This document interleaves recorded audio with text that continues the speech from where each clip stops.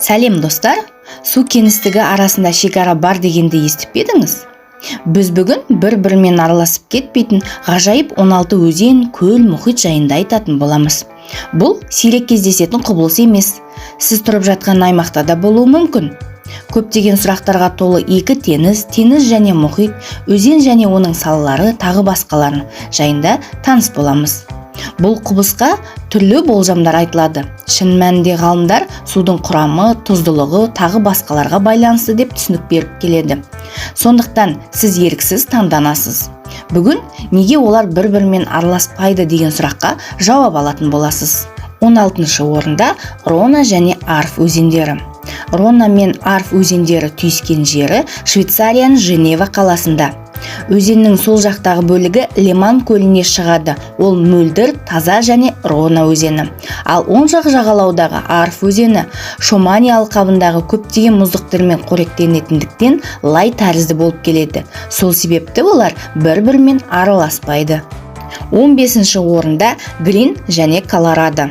ақш-тың Юта штатында орналасқан Грин және Колорадо өзендерінің түйіскен жері Каньон-Лэнс ұлттық саябағы. Грин жасыл, ал Колорадо қоңыр деген атау берілген. Бұл өзендердің арналары әртүрлі тау жыныстары арқылы өтеді. Сондықтан судың түстері бір-біріне қарама-қайшы. Чуя және Катун. Чуя және Катун өзендерінің түйіскен жері Ресейдегі Алтай Республикасының Оңгудай ауданында. Бұл жердегі Чуя суы Чаганузу өзенімен түйіскеннен кейін ерекше ақшыл қорғасын түсіне ие болады және тығыз қою болып көрінеді. Ал Катун өзені болса таза және көгілдір болып келеді. Бір-бірінен араласпай айқын шекарасы бар бір тұтас екі тонды құрайтын ағын. Ертіс және Тобыл өзендері. Ертіс және Тобыл өзендерінің түйіскен жері Ресей маңындағы Тобольск, Тюмень облысы. Ертіс ашық, бұлт түсті болса, Тобыл қара мөлдір болып келеді. Сол себепті түстері айқын болғандықтан олардың шекаралары бірден байқалады. 12-ші орында Ертіс пен Ом өзендері. Ертіс пен Ом өзендерінің түйіскен жері Ресейдің Омбы қаласы. Ертіс бұлт тәрізді көгілдір болса, ал Ом өзені мөлдір тұнық болып келеді. 11-ші орында Цинлян және Янцзы. Цинлян және Янцзы өзендерінің түйіскен жері Қытайдың Чунцин қаласы. Чунцин қаласында ол Янцзы өзеніне құяды. Цинлиннің таза сулары Янцзының өзенінің қоңыр суларымен кездеседі. 10-шы орында Ертіс және Үлбі өзені. Ертіс және Үлбі өзендерінің түйіскен жері Қазақстанның Өскемен қаласы. Ертіс таза және тұнық болып келеді де, Үлбі қар суларының қосылуынан лай тәрізді болып келеді екен. 9-шы орында Алакнанда және Бхагирати. Алакнанда мен Бхагирати өзендерінің түйіскен жері Үндістанның Девапряге қаласы. Алакнанда қою қара түсті болса, Бхагирати ашық түсті. Тұздылық құрамы әртүрлі болғандықтан бір-бірімен араласпайды. 8-ші орында Ильц, Дунай және Ин өзендері. Ильц, Дунай және Ин өзендерінің түйіскен жері Германияның Пасау қаласы. Ильц кішкентай тау өзені болса, ортасына қарай Дунай өзені ағады, ашық түсті көгілдір келеді. Ин өзені болса, Дунайға қарағанда толыққанды ағын болып саналады. Бұл үш өзен бір-бірімен құрамы мен ағынның жылдамдығына қарай араласпайды. 7-ші орында Мозель және Рейн. Мозель және Рейн өзендерінің түйіскен жері Германияның Кобленц қаласы.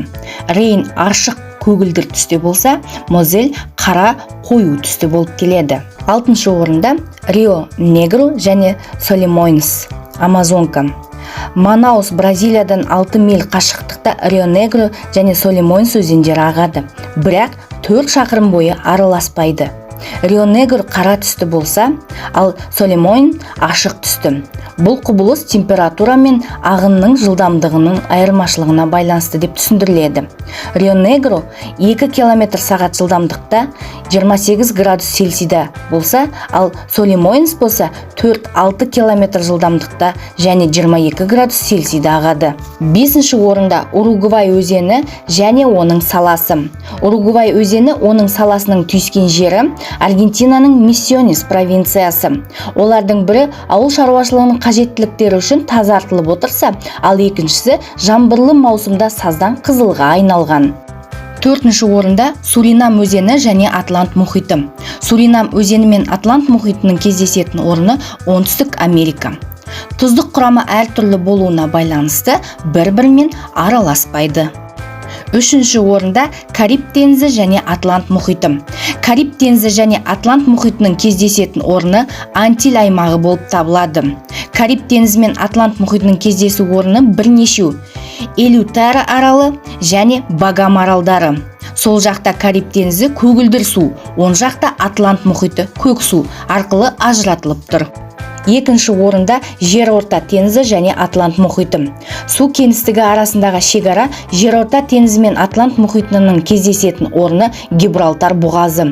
Тығыздық пен тұздылықтың айырмашылығына байланысты сулар бір-бірімен араласпайды. 1-ші орында Солтүстік теңіз және Балтық теңізі. Солтүстік теңіз бен Балтық теңізінің кездесу орны Данияның Скаген қаласының маңында. Су әртүрлі тығыздыққа байланысты бір-бірімен қосылмайды. Видео ұнаса өз пікіріңізді қалдырып, каналға жазылып және қазақ контентінің дамуына үлес қосыңыз.